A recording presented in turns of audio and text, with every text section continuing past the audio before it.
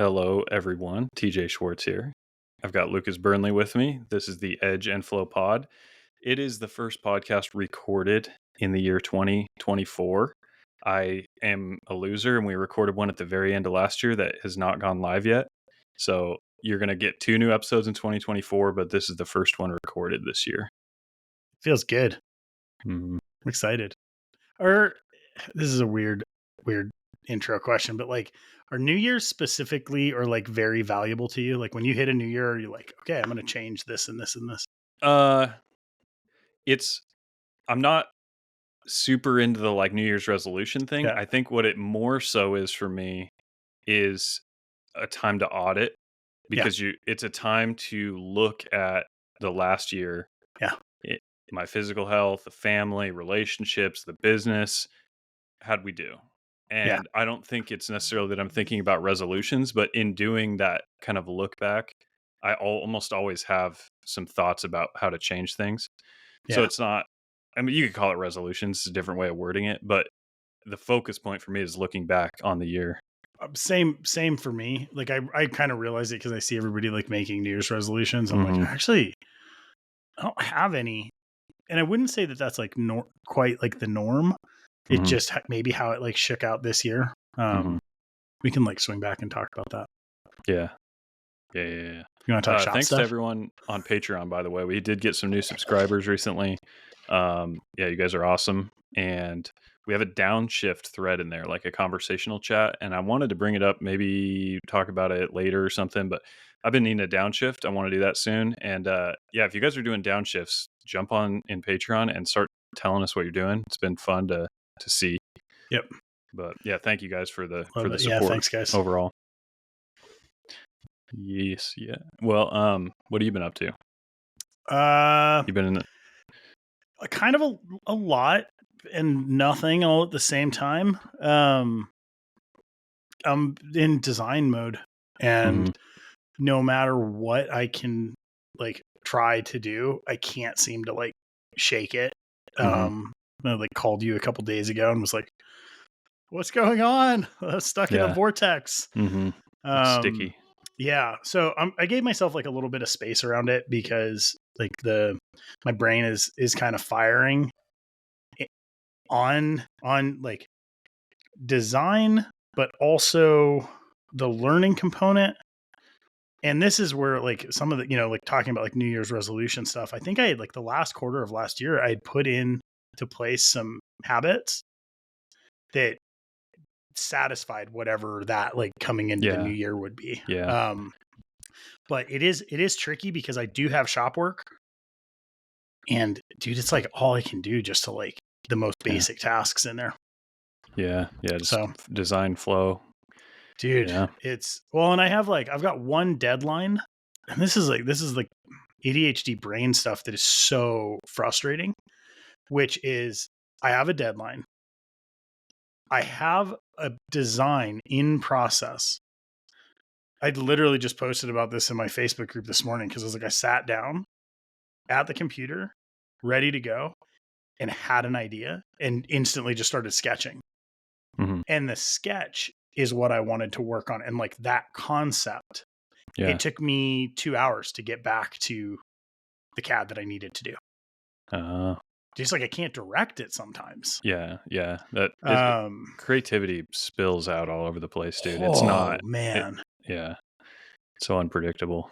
It really, and that's like, I think that's why I've been so interested watching your process over specifically this last year, just because I know like some of your creativity that's like on tap, and you've done a really good job of like focusing it, suppressing it. I don't think you are though. That's the thing. Do you think you're suppressing it? It's the creativity has been pointed at problem solving. Yeah. Not at new inventions, I guess you could say. Right. Are you still problem solving?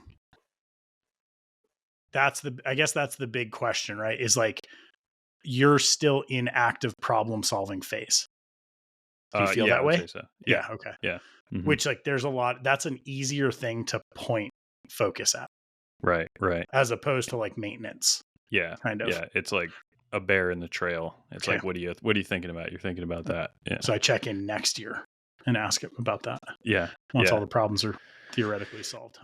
So Yeah. yeah, that's basically what I've got going on. It's a really weird production cycle, but I feel good because the one design that I'm working on, if I start off the new year with a new design going into production with CRKT, that's like a really nice way for me to start. And I might actually try to make that kind of like an annual goal. Like, like, like start finalizing it on January 1st. Is that what you're saying? And that for submission? I don't even know if it's that organized, again, because like I've always got a few things in process, but like this design specifically has been something that is like been rattling around in my brain for probably 6 months.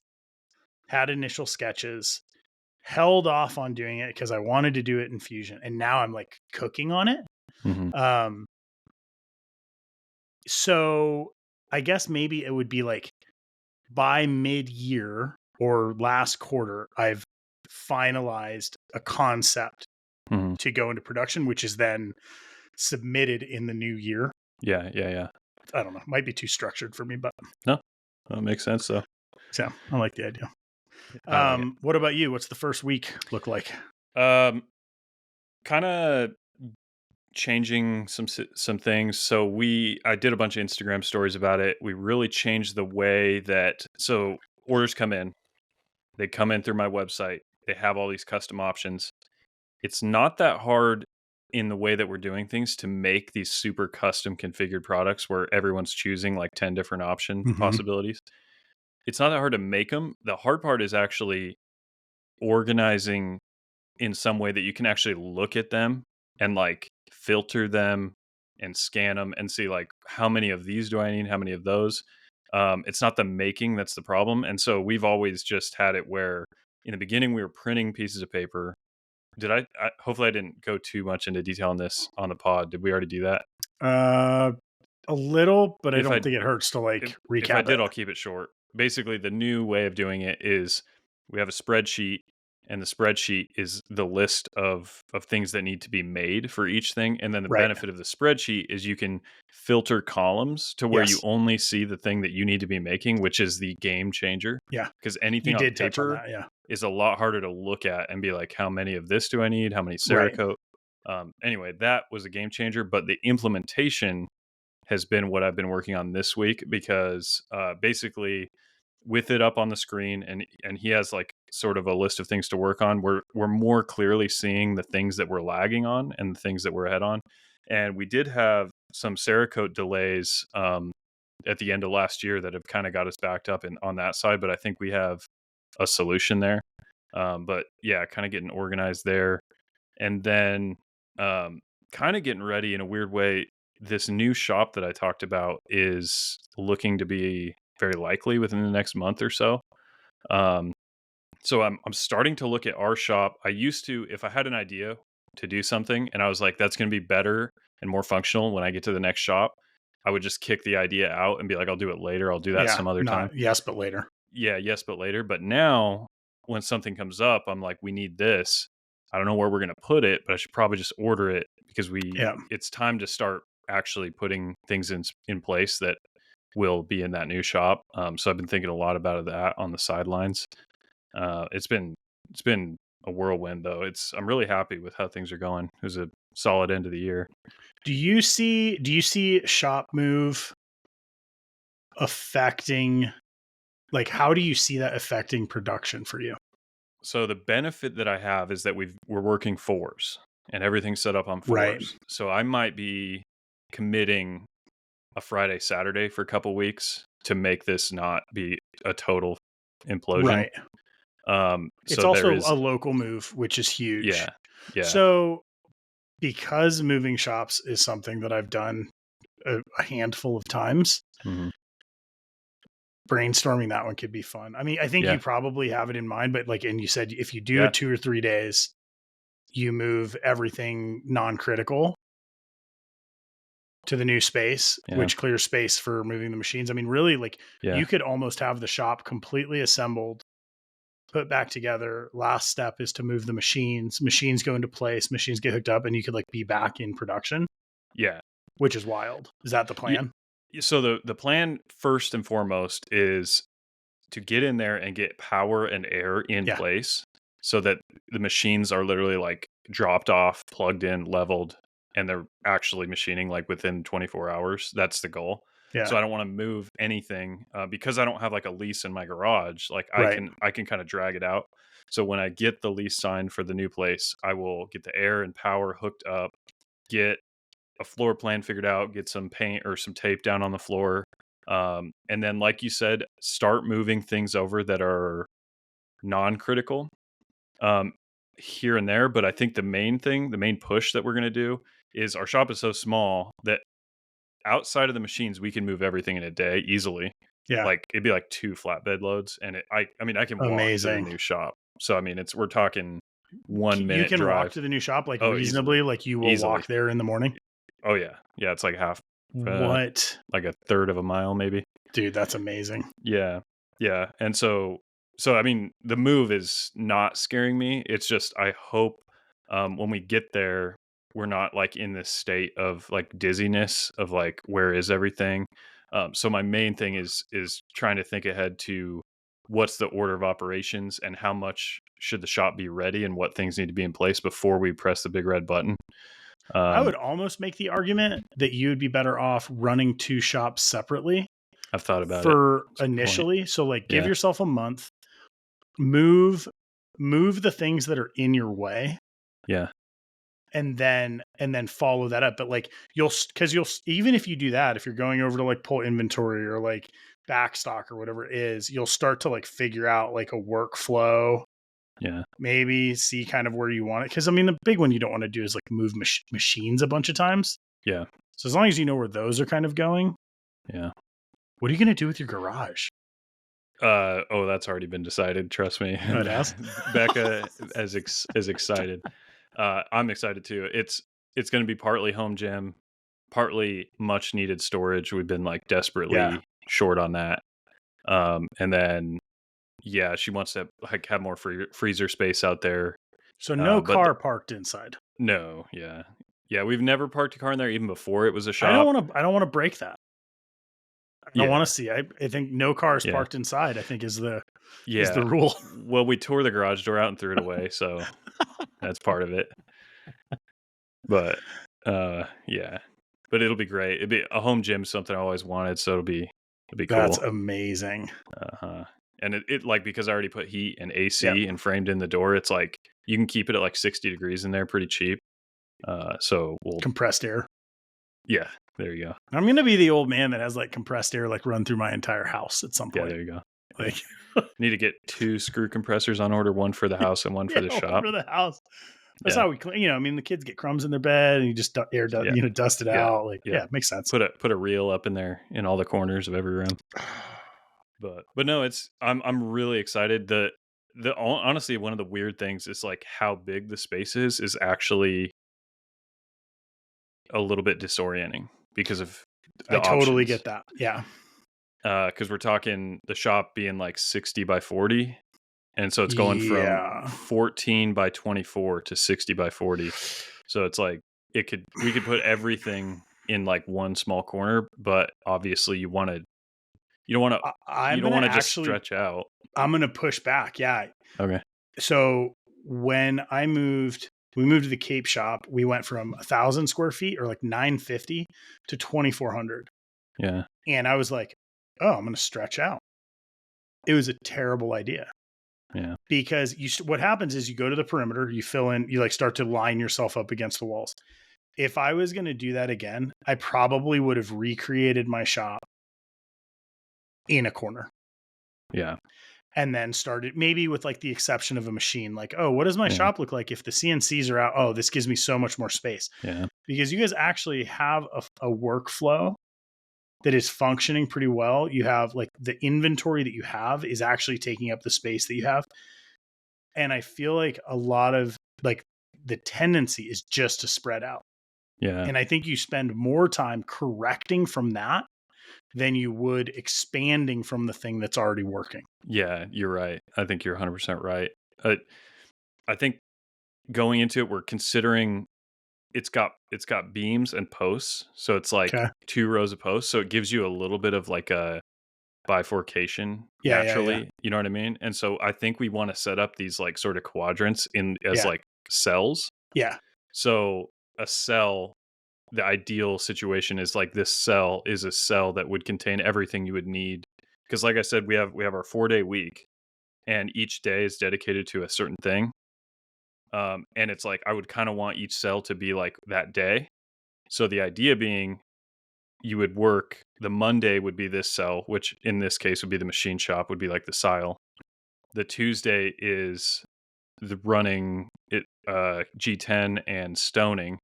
So that, we'd have it set up so it was like as you added an employee, they would go into like the Monday cell, and now you would be like doubling the output because they would be doing the Monday task Oh, twice I a. love that. So it's like you can just like put people in those slots if I had to hire. So we're kind of envisioning it that way, but we'll see how it works out. It's kind of easy to guesstimate space too. Like if you think about that from like cells being able to be like, all right, this many square feet, like this many tools in here, like this storage, and then you put a person in it. That's very different. Like my shop right now is a one-man shop. Yeah. It has no flow that would work for multiple people. Hmm. Even in a small shop like this, having cells is probably pretty reasonable. Yeah. I love that idea. I hope it works out good because it'd give like when Dalton comes in, it'd be like he'd go to 4 different shops. Right. It's like Monday is a cell, Tuesday's a cell. And like I said, if I hired someone else, it's like Monday and Tuesday is for you, Wednesday and Thursday is for you. Now we have double the output, And you have awesome So nicknames for new employees too. yeah. Monday and Tuesday. I don't Yeah, like it. it's great. Yeah. Yeah. Just Yeah. That's good. But yeah, so we're hoping, like I've said a million times, like the process is a prototype. And so it's like the fact that he's doing each thing independently like that hopefully makes it easier to delegate in the future because it's already separate it's and it's already being separate. done Yeah. separately. Do you have a gut around what your growth will look like at this point? And like to say this better, like you've had like rapid growth over the last however many months. Do you see that getting exponentially faster, or do you see it like slowing down, plateauing for a while? Like what do you feel? So there's always a demand question that can, punch any plan in the face is like Mm-hmm. what's going to sell. So there's always that factor. But as far as our ability to meet a theoretical demand, which is all I can really control, um, I think it feels exponential. And the reason being is we've stabilized the existing process, and I cannot like I said, if I hired someone and divided the days into 2 parties, that would be a doubling of output. I could do Right. that, but I can't do it now because I don't have the space. So if we needed to do that, I would then have the shop space and the ecosystem to do it, like at the drop of the hat if I needed to. So that feels good. But then also this new project I'm working on, the LT5, is a way more volume intensive thing that has Right. yet to even see the light of day. And that is really going to benefit from the space. And that feels to me it's almost like another business model entirely, that particular knife being laminated on this one. And so it's like if it goes well and if we can sustain what we're already doing, it feels like a really good position to possibly grow. But I always take into account the fact that we're going to meet demand, and if demand is not there, then Yeah, we you won't grow. pivot or you adjust, Yeah, but yeah, honestly, I don't see that. I just don't see that happening. It is interesting. I love like the way that you are looking at cells of the shop. I essentially look at compartmentalization of businesses. hmm And if I had more bandwidth, I would probably have at least 2 more brands. Mm-hmm. under the same. And that was always my plan with Burnley brand, was like an overarching brand Mm-hmm. and then like subcategories of just things that I'm interested in that don't necessarily fit in the primary like brand, Mm-hmm. identity. Mm-hmm. I think there's like a lot of value in that. And maybe it's just mental, the idea that you can like separate it. And then another one is just to think in terms of collections, Mm-hmm. where you're like, oh yeah, like these pieces go together and then like this style and like this release date. And, this is a demographic that I'm going for. I think that is why, I don't actually know this, but I feel like maybe that's why a lot of brands do stick to one thing, is Mm-hmm. it feels weird to add in something that's not in that exact genre, Yeah. Yeah. Yeah. you know? Yeah. It's going to be, I'm like, I'm really excited. I'll say that. I'm really Should excited. be. The shop changes everything. Do you have any machine purchases like planned at this point? It's not to the point. So blast cabinet getting ordered immediately. Okay. Uh, What'd you end up going with? so Trinco, Okay. it makes a really cool one that has an attachment for a rotary tumbler, so that Which you can. Trinco did you get? Well, I haven't ordered it yet, but I You got a haven't. quote. Yeah. Is Okay. the 20, the something 20? It's 20 T20. inches wide. Yeah. I've got two of those. You have two of those? Yeah. Nice. That's what everyone recommended when I asked. They really are like Yeah. blast cabinets are so simple, but Yeah. like after you've had like a handful of like Harbor Freight and like other Yeah. blast cabinets, they're industrial machines at Yeah. like hobby shop size. Yeah. Which is exactly what I want. Yeah, because we're not Yeah. and I'd say hobby shop, but like scaled to the size of our product, which is Right. really what it is. Yeah, exactly. I'm not trying to blast like a differential axle Right. housing Yeah, or you don't some need to crap. fit like Yeah. So, I can't even but think of anything that's blasted. I was gonna say like a shovel, and I was like, did they even blast shovels? yeah, right. But yeah, so that's gonna come. I haven't pulled the trigger on it yet until I sign the lease, just to be 100% certain. I should put an asterisk next to all this. I haven't signed the lease yet. Still getting there. But Close. anyway, the blast cabinet and I'm going to buy a metal shear that's pretty Ooh, heavy. That's like maybe 300 pounds, and it's going to be for cutting kydex. love it. And it's overkill for kydex, but it's like everything I can find to cut kydex is either underweight Yep. or way overweight, Yep. because they make like basically like a cardboard paper shear, and then they make like a full-blown sheet metal shear, and I can't find anything in between that makes sense. So I was just going to buy a true metal shear that has the ability to set up stops.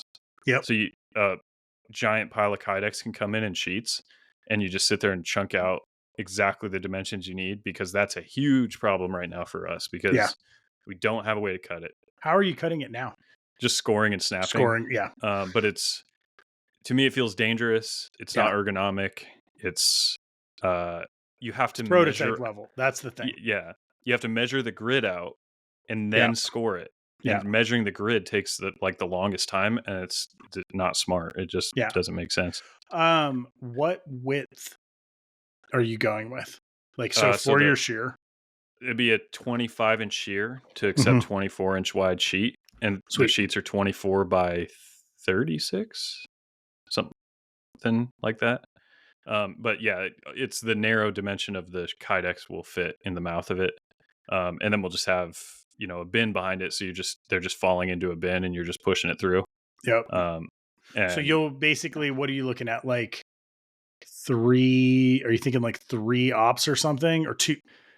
It'd be, you cut it one way, and then you have to pick up all those pieces and turn them 90 degrees and cut them the other way. Cut them to length. Yeah. So you have 2 ops per blank, and then okay, and you're probably doing like what you say, probably like a 6 by 6, or depends. But the vacuum is doing both halves in one coupon. Okay. With the vacuum system, so it's like 6 by 7 or something. Okay. And then different models we're gonna have to have like a sheet next to that thing that has like, this is what each model needs. Yeah. But yeah, that is an immediate like absolute easy button buy, because it's gonna have to happen. So those are the two things that are like quote unquote machines. Other than that, we're pretty good on just about everything across the board, it feels like, except for the theoretical planning for that next vertical mill, which is going to come. It's going to have to come. Yeah. Do you know what you're going to go with yet? So there's 3 ways I could go about it in my mind. Okay. One, it depends on a little bit on how I'm going to do bevels moving forward, because I think I'm going to bring in and do cup wheel bevel grinds as opposed to milling bevels pretty soon. Okay. I'm gonna need I want to have a Cat 40 spindle to do that. 2 options are in my mind that are close to me would be a VF2SS Haas or the Sile X9, which is a new machine they just launched. And then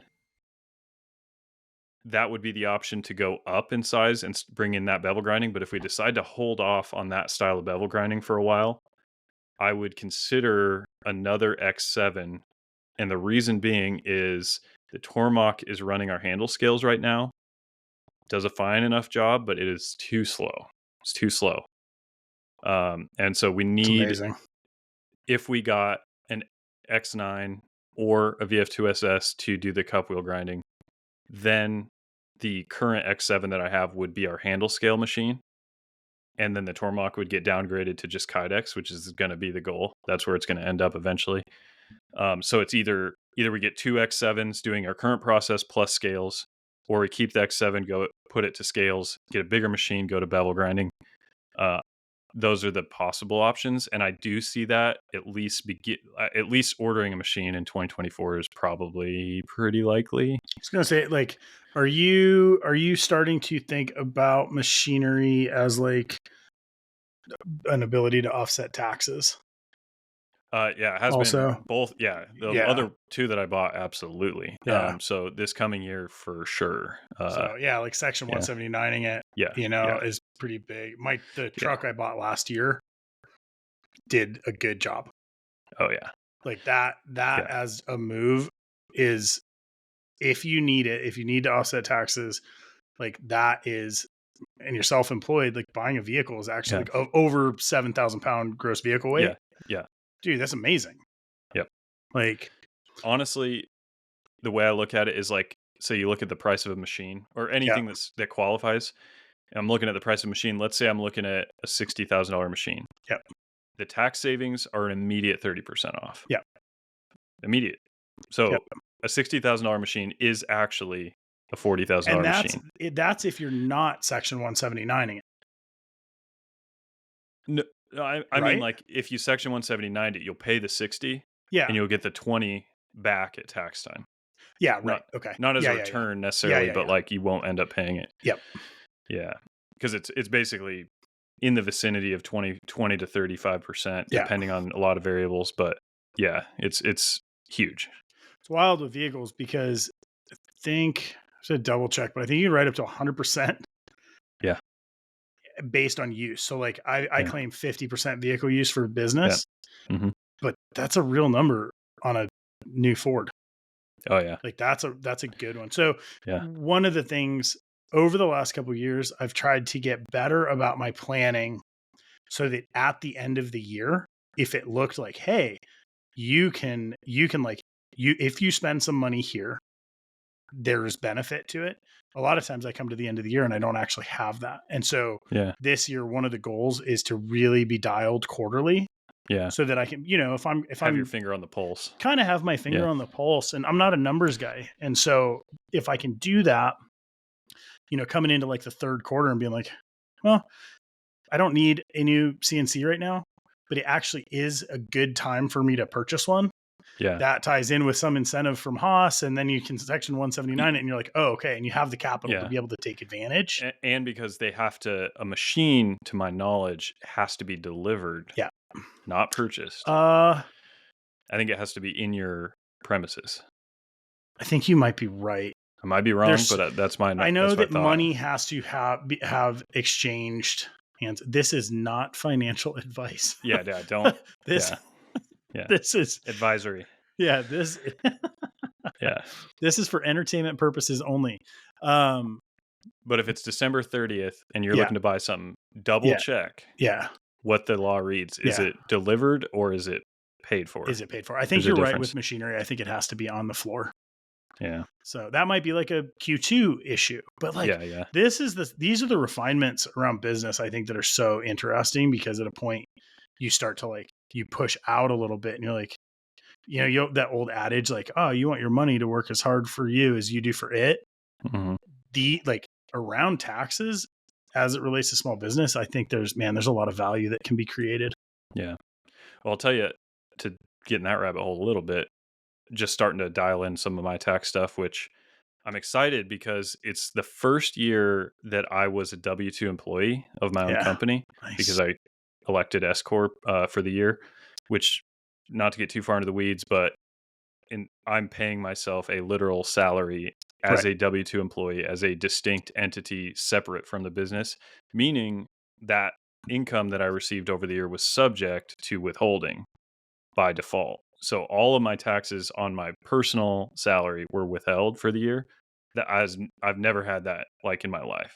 Yeah. So the fact that I came into this tax season and it isn't like a total like game to try to Yeah. figure out like what the heck is going on, like am I Yeah. going to get blown wide open right here? It's like that peace of mind of like, well, at least there's some at least something was paid Yeah. is amazing. I love that feeling. So I think we've probably been S Corp for 6 years. Mhm.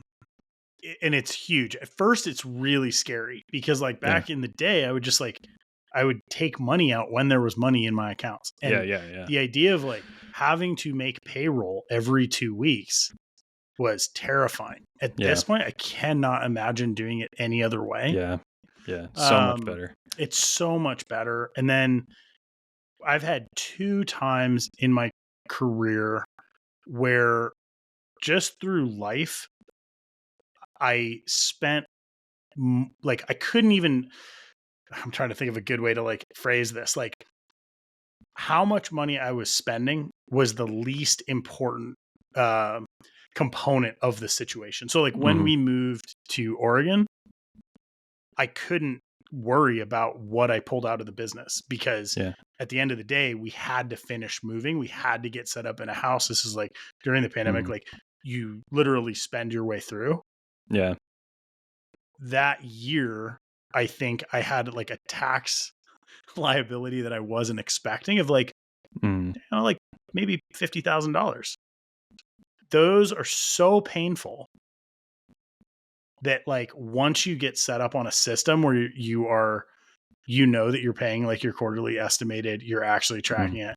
Like all obviously like all of this stuff is like scale related, but my God, Mhm. what a huge Yeah. just weight off of your shoulders, Yeah. Yeah. you Yeah, the know? IRS. The IRS is the biggest shark in the ocean. I've said that before, I think, on the pod, but it's Big like shark. all the other things in business push you off balance, but the thing that pulls the rug at the end of the day is going to be the IRS. Like, you know I what I know a mean? lot of people that have gotten in trouble, and really it is usually it's just not watching. Mhm.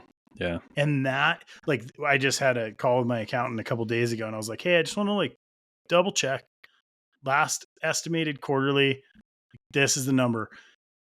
It was the number and I had the money in the account and I was like, "It's crazy like how little I care about paying this when I have it."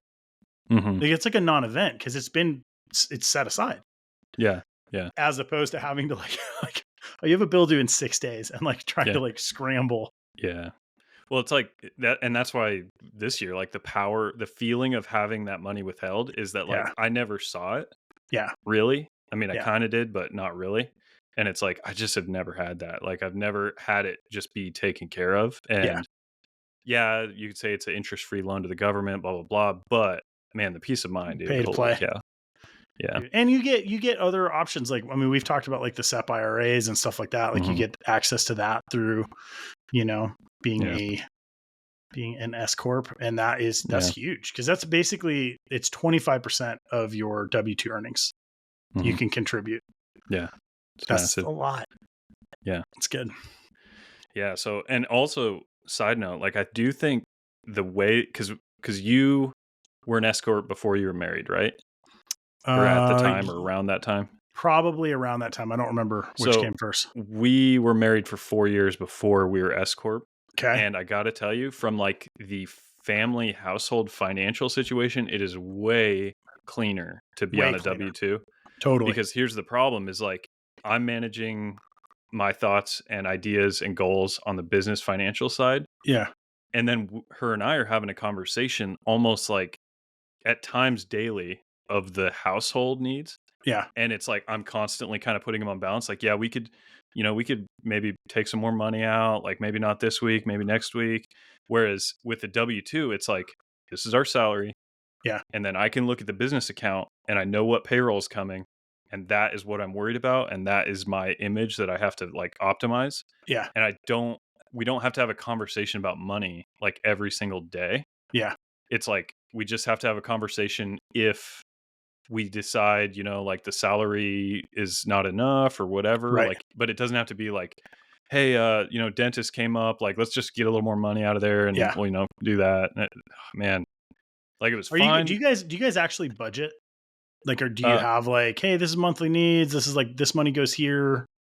Not like super in a defined way. Yeah. Not really. Yeah. Same. I've always had a really hard time doing it. But I got to say, like, the family side of our finances, like where that W-2 payment salary goes, I don't really look into it that much. Yeah. I kind of like punt to Becca on that. Yep. And it just helps because it's like I look at so many financial things that it's like it's just fatiguing to even think about. So I actually really enjoy that she wants to like have the reins there, and I'm like, I don't know. I think she budgets some stuff. Like I think she's got her plans and stuff. Yeah, and that's great. I'll manage the business and make sure the payroll's met, and she'll manage that financial side, and it seems to work. Love that.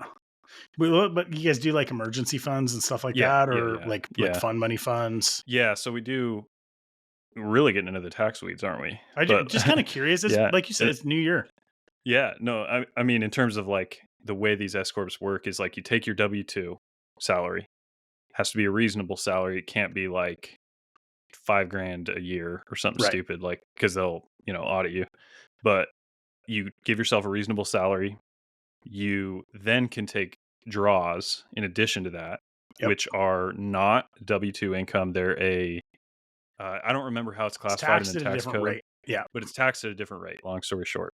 So the goal of doing the S corp is you pay yourself a reasonable salary, and then anytime you need to increase your income, like is your household, instead of increasing your salary, you just take bigger and bigger draws. Yeah. So that your tax up to a point. And this is up like to a point. There's a window. So you're like inside of this, you're like, you want to take out, again, situations vary, but like I take out as little for W-2 earnings as possible that are still reasonable. Yeah. The rest is done in member draws. Yeah. The downside to that road is that you can, if you're doing SEP IRA, you can only contribute 25% of your W-2 earnings. Yeah. But unless you're already maxing that, it's like a staggered process. Yeah. Yeah. Right. Yep. It actually is pretty fun. But I was just going to say the W-2 we look at as it's what we spend on food, and like, I wouldn't call it discretionary, but it's like spending that isn't a bill per se is what the W-2 is paying for in our lives.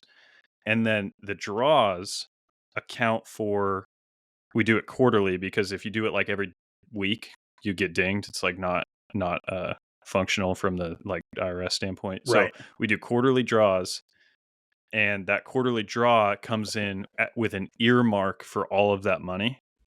So it's like that quarterly draw is earmarked to pay for those 3 months of the mortgage. Right. It's earmarked to pay for the emergency fund. It's earmarked. So like it's almost like the draws don't exist to us from like a spending standpoint. That's interesting. I don't do it exactly like that. And that is probably a better way to do it. Right.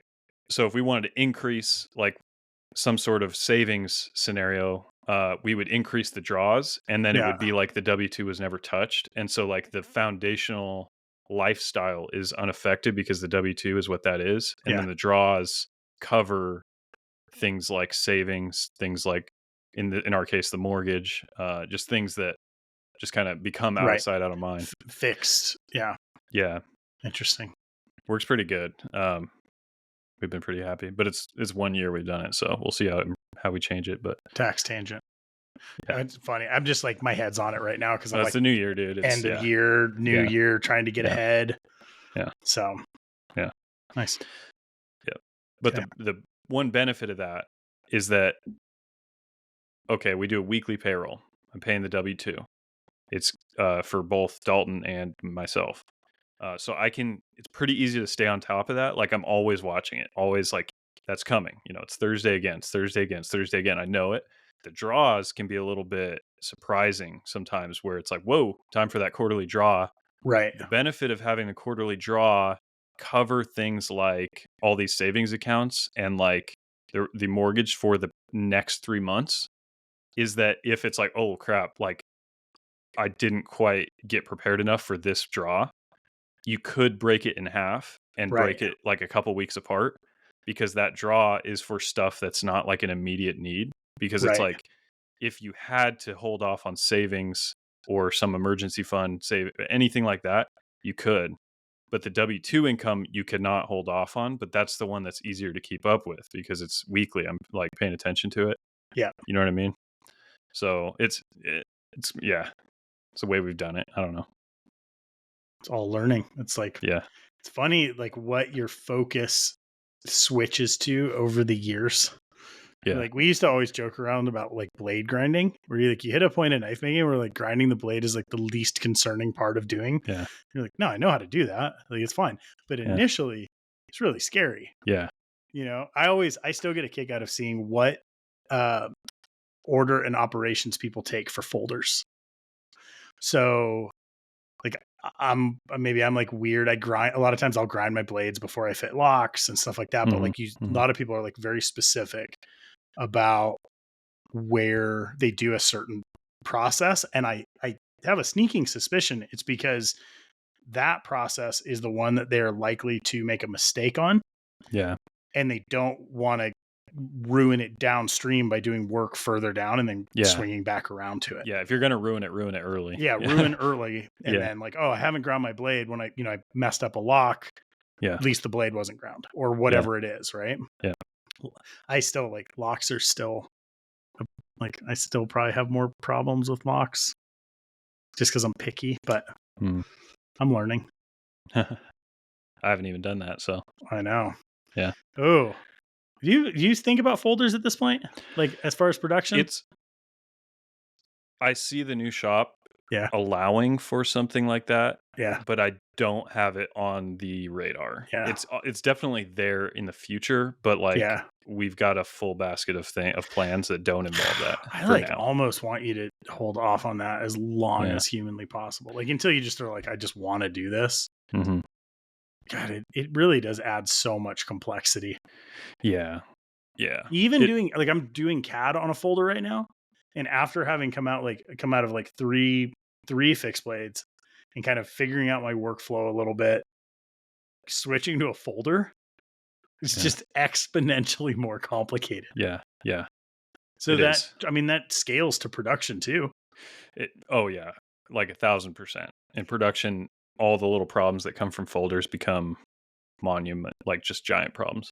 I definitely want to do it. And I think my plan right now is I've stabilized the process of making our current knives quite well, but not totally, to the point where it's not as much of a burden for me to sustain it.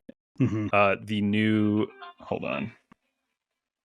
LTU5 and that style of knife, and like I said, that new business model, that is nowhere near stable. I'm on the 1 yard line on that. Like, right. I've got to get that totally bottled up and ready to go so that an employee can take it over, whether it's Dalton or another person. And then if I have enough of like a bedrock to where I can take on a big challenge, like getting folders to be like production ready, right, then I at least have like I said, that foundation to stand on. But like in the early days when I just sort of had one small family of products, it felt like if I kind of neglected that to focus on the folder, it's too early. It felt too early to me. I totally agree. Sorry, somebody keeps trying to call me. It's funny. Yeah. It's your first pod. Right. Right. Yeah. Silence those phones. Yeah, turn it down. Yeah.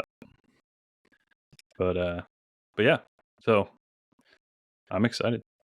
Very much so. It's good. We just like killed it right there somehow. We just lost the the phone call, the thread, the phone call. Phone call. Yeah. Yeah. Well, there's we wanted to talk about like New Year's goals. Yeah, predictions. So we just talked a lot about like the changeover, but like what does the next 12 months look like for you ideally? I think there's a lot of refinement. I feel like it's nice because I think there's been some changes like simmering that actually feel attainable now, and which over the last couple of years I just kind of like couldn't quite get to the next spot. So, big goals on my side like would be a consistently producible model out of the shop. Really focusing on process, and it's just, I mean, it's like our conversations around this. Also, like I'm still reading that book, The Perfectionist, but right now they're talking about Rolls-Royce and Ford and how like those two companies use precision differently. Yeah. Very interesting. I need to just send you the book because you'd love it. But I kind of feel like most of what I need to do, I started in the last quarter of 2023. And really at this point, it is being consistent and like tracking. Tracking is something like budgeting that I've never done.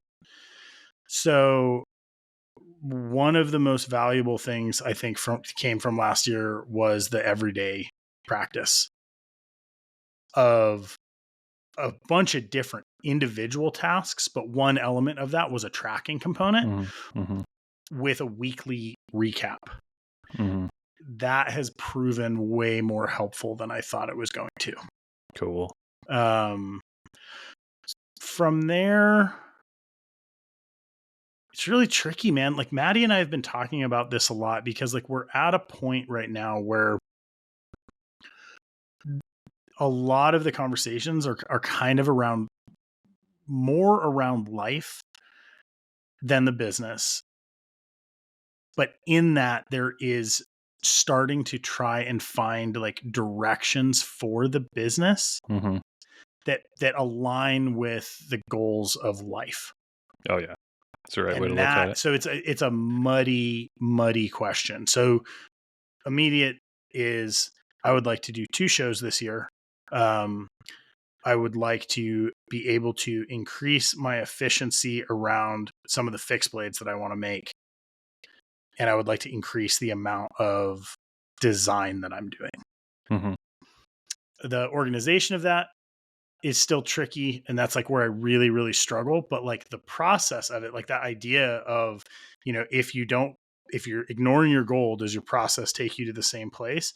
I actually feel like right now, like all of those processes are aligned with probably ending up like, oh, if I do this, like, yeah, I can do my 2 shows this year. I will automatically have more design. I will have like more time for the things that are important for the family. Yeah. So, yeah, that's great, man. Not crystal, but like, yeah, that's a good set of goals for sure. I really like that quote that you keep saying about if your goal was deleted, would the process still take you to the same place? That's really enlightening. I like thinking about that. It really sticks because I think that one of the other ones from last year that was this, like just the question of, so what? You're like, you're like anything like, oh, I want to buy a new house. So what? Like the what is the critical component of like a goal. Yeah.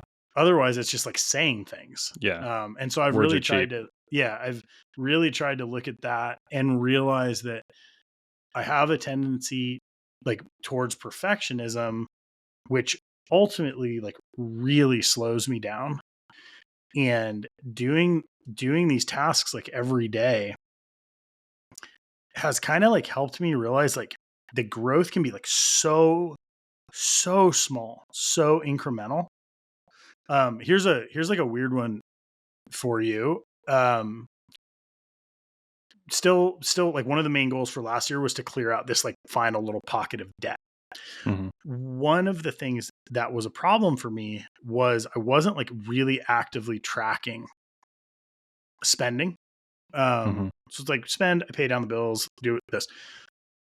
Legitimately started paying every single day.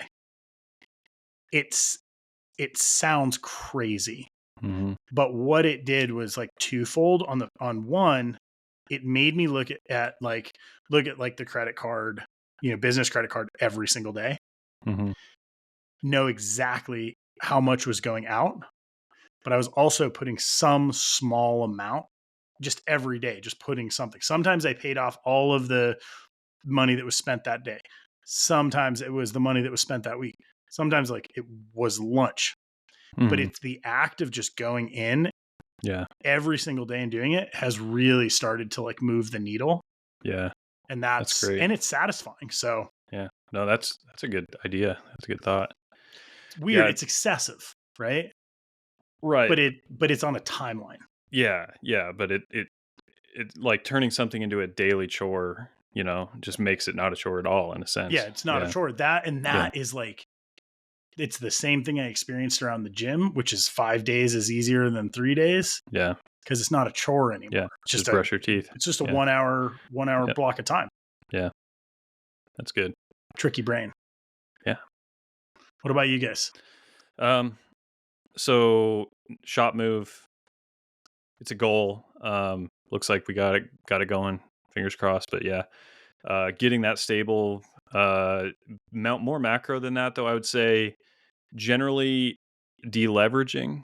Okay. I feel pretty good about what we've done, given what we've had to borrow to make it Yeah. happen. I've just tried to stay lean as much as possible, but that part of the reason is I was forced to do that because of space.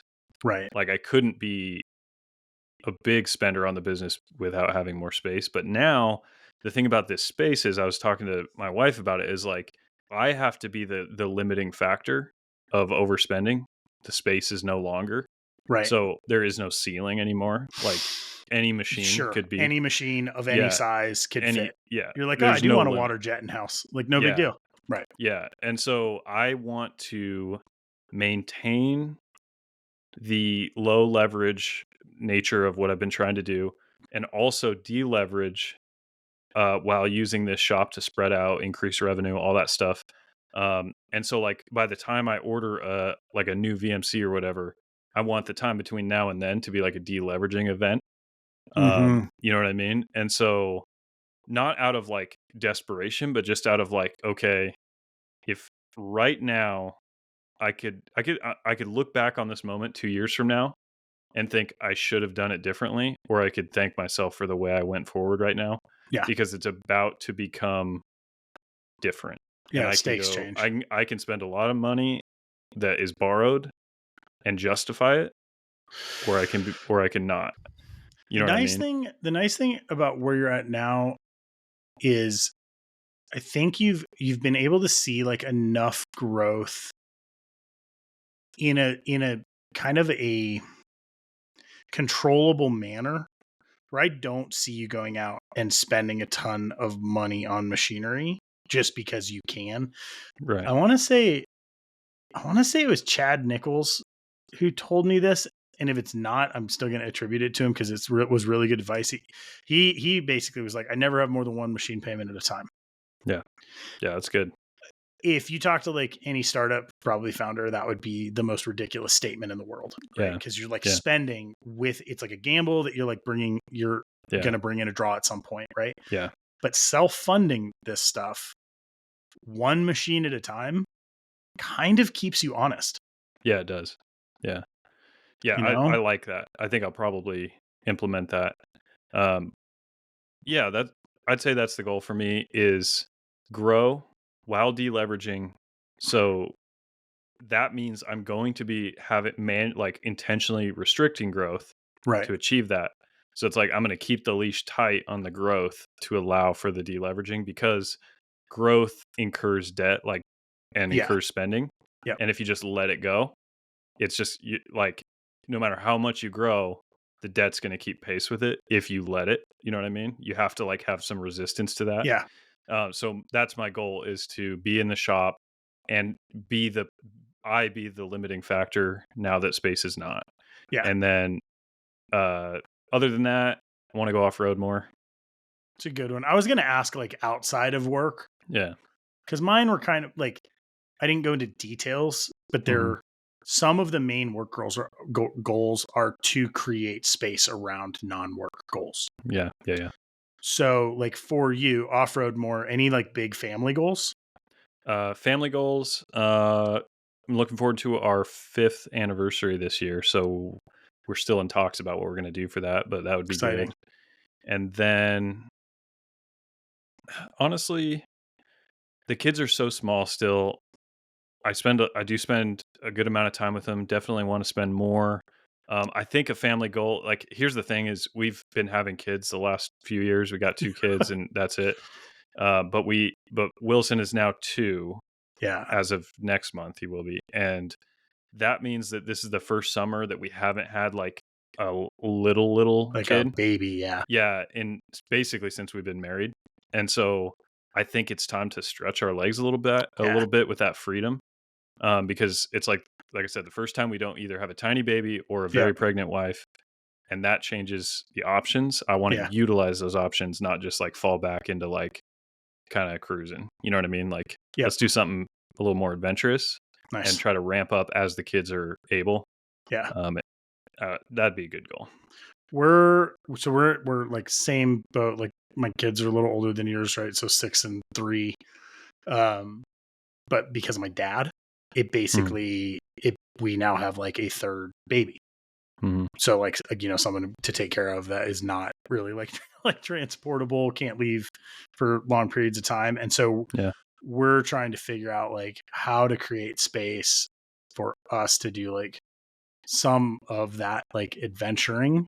Like Mhm. right now it looks like it's probably like like I'm taking Bo and like we're going to do Yeah. this, or like Yeah.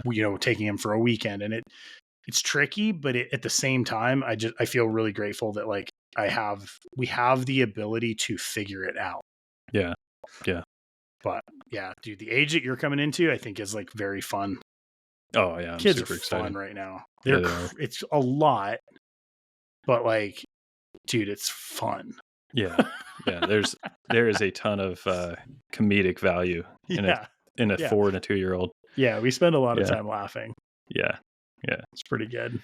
No, yeah, we're having a good time. And yeah, I got to get out more. And I don't really blame myself too much, You because it's can't. like the last couple years was like bear down, huddle up, have some kids, start this, like, get this new wing of the business going. And it's like we did about everything we could.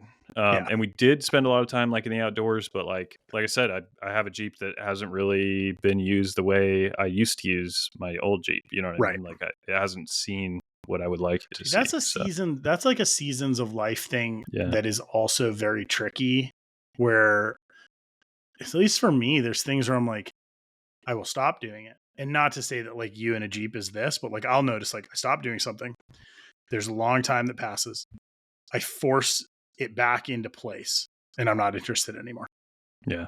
And I'm like, oh man, that's just like that part Yeah. changed. So I Yeah. struggle with that constantly because I'm like, I have a million hobbies and a million Yeah. interests. At this point, I'm very fine with it because I know they like rotate through. Yeah. But just creating time to do the things that I'm interested in, like very uh intentionally, I think is a big goal for this year. Like you and I have talked about, like we talked about like camping last year together, and like we're going backpacking. Like you did the things on your side, but we never were able to like link up for that. It's like Mm. that's, I think, where increasing like the efficiency of like scheduling is really Yeah. important. So Yeah. like if you put it on the calendar, it's there. I've Hmm. done that with a few things this year. And it feels good. Like being self-employed, I think sometimes like we have so much, it's almost like moving into that bigger shop space. Mhm. We have so much time in certain ways. It's hard to structure. Yeah. Yeah. Right. Yeah. That's for sure. Yeah. I think another goal would be we need to make that happen. Our Yeah. camping off-road get together. I know. So, well, I'm going to come out. I want to come out and visit you soon-ish and just like, Mm. you can just bring my camper and park in your driveway because I'm park now in the shop. self-contained. Dude. Literally, dude. I saved a picture for you because I knew you were like moving into a bigger space. And basically a dude like built his like design cell. And I love it so much because it's like basically like rolling like a rolling room. Oh yeah. That's cool. Yeah. I like it. Yeah. I always wanted a shipping container inside of a warehouse. I thought that would be like the cool, like you build your office inside the shipping container. Put those like noise inside the dampening warehouse. like triangles inside there. Yeah. Pretty good. Yeah. I just want the dude's desk from Grandma's Boy. It's always been my goal. I want, like, where he's like laying on his back. Yeah. 6 monitors, like gyroscopic seat. Yep. That's my goal. It is cool. 2024. That's the kind of stuff that I could fill that space with if I'm being liberal with the spending. So you just maybe talk me out of my goal. $15,000 CAD chair. Yep. Curved monitors. I'm not doing any of the flat ones up there. No way. Like, dude, it's zero gravity. Yeah. The room needs to be spherical. If the room is square and you're sitting in that chair, can't be. It's got to be a spherical room. So must have. It is. There's too many fun options. I would love to see like what I feel like gamer setups, like some of those probably like push into like that level of like tech and personalization. Like if Elon has a gaming setup or room, it's probably pretty interesting. Yeah. Yeah. I would. Yeah. He's got a starship in his driveway. Basically. Nose cone is just a gaming room. Yeah. Yeah. Oh man. This is like a weird question, but like any predictions for this year, like coming in, like, and it can be like broad spectrum. Like more outward or inward? Phew. I mean, I'll take both. Outward predictions. Ooh man, I don't want to eat my own foot here, but I think. Oh man, this is a tough. I know. I'm putting you on the spot. You go first. You go first. Is it too unrefined? Industry.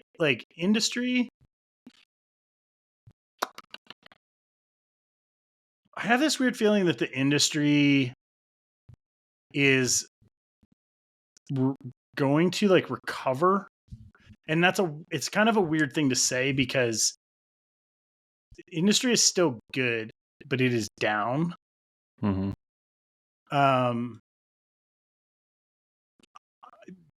Part of that I think is financial, but I also think I think there might have been like some ebb and flow of interest.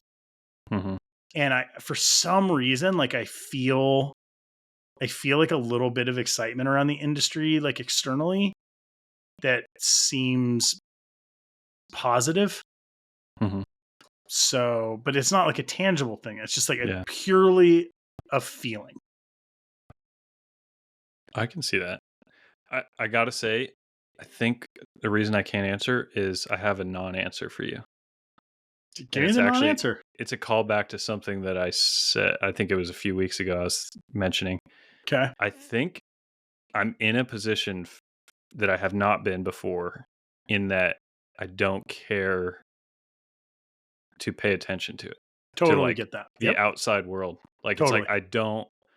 Like when you said prediction, I was like, that's the first time I thought about that in a long time. Like I just don't care where the whole thing is going. I don't mean that in a like negligent way of like, I don't care how other people's livelihoods go. Like that's not what I'm saying. Right. I just mean in the ecosystem that my business is in, Yeah. I'm interested in what's happening inside my business Yep. first. I guess that I That don't know. 100% makes perfect sense. So I hope that doesn't come across as like selfish or like in a weird way. Not at all. Okay. It's just, I But mean,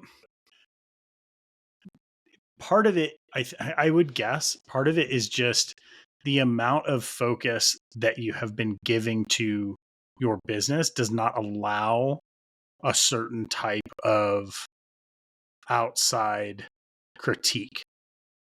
mhm, And that maybe that's not right either, but like that's you, right? You have been in nonstop problem solving. mhm, What else is there to like worry about right, or to watch, you know? right, right. Yeah, I think it's like I'm living by the like if you build it, they will come Yeah. mentality. Yep. And it's like I don't know who's gonna come, but I just know I'm gonna build it. So is That's your like all non-answer then also your answer for internal? internal is different though. I would say I see moving into the shop being taking longer and being harder than what I think it's gonna be. I think that's a given. Okay. Maybe not a lot, but it's probably gonna be there's gonna be a few messes involved in that. And I see us being in talks for at the very end of the year, beginning our talks about buying a different house. Ooh. Those And are, I mean, those are big. I see that. I see about a year from now feeling like it might be time to start talking about that. So in that, like that, you know, the so what kind of concept, like is there any active small thought process or like steps that you start to take, or do you literally just sit with that? So the step one, I don't. The thing is, I don't know if it's a goal Right. to be talking about the house at the end. I think I just see it because I look at we're gonna have more space when the business moves out of this house, Right. but I think we're gonna realize that it's not that much more space because right now the low hanging fruit is to get the business out, and then we have Right. a little bit more space. I think it another 12 months is going to show us that it's like still kind of tight, like with the Yeah. 2 kids and dogs, and it's a little tight. And so the reason I'm predicting that is we've been confined right now with moving the business and buying a house at the same time Yeah. is almost impossible. Yeah. And so if the business is not in the house, we could move Yeah. and the business doesn't have to move right at that moment. It could be delayed, or we could build a shop, or we could put it in the garage later, or like something else could happen. Right. And so it's But like it's I not the see main driver. Like right, having a shop in the house is not like right, necessary. Yeah. right. So yeah, I could see that. It's interesting. I don't have any year, like anything prediction wise for myself. I don't have any goals. I don't think that really fit inside of a year other than kind of what we discussed. Hmm. It seems like everything is kind of on like, I can see like 3 to 5, and I can see steps in the interim. I think that if I had to make a prediction kind of around my business, I feel like maybe I'm coming to a point where I don't I don't think the business is going to shift, but I think that there's like areas where I will either be able to focus more or more clearly define and like make efficient. Um and again, like that is pretty nebulous, but it might be like taking the steps to like, grow, or like I'm maybe slightly more open to more production. Mm, Um that also like for us ties into like housing, right? Because I've mm, never bought a house that I buy a shop that has a house, not the other way around. yeah. Um, with the kids getting older, our neighborhood getting busier, the fact that my shop is like also the defining characteristic, I think, of like how the business could scale. Hmm. I think those things come into play. within a few years. And that's exciting, but like super undefined. I don't even know what that means. Yeah. You know? Yeah. Yeah. It's going to be interesting. And we're going to make it to Mars this year. Yeah. Do it. I don't know. Yeah. Man, I hope this year goes well. I think it will. Yeah. Okay. Yeah. What else? Yeah. Guys, let me add. Yeah. Sorry. Do it. In saying like that I'm not paying attention to everything out there, I do root for all of you guys. I hope that the entire industry continues to grow, because even though it's been a little bit softer in the last, I don't know, year, it is on a growth curve from a 20-year window standpoint. Yeah. And I will say, I hope for all the best, but I don't want to predict anything. Not from a pessimistic standpoint, just from I don't want to calculate that kind of standpoint. Don't want to do it. You know what I mean? I'm just going to hold out that like people are good to each other, and like you figure out in our very small industry that like it is truly a rising tide raises all vessels. Yep. And like your network and the people that you work with and the people that you are doing business with, like you want everyone to do better. Yeah. So someone's success does not mean your lack of success. Yeah, for sure.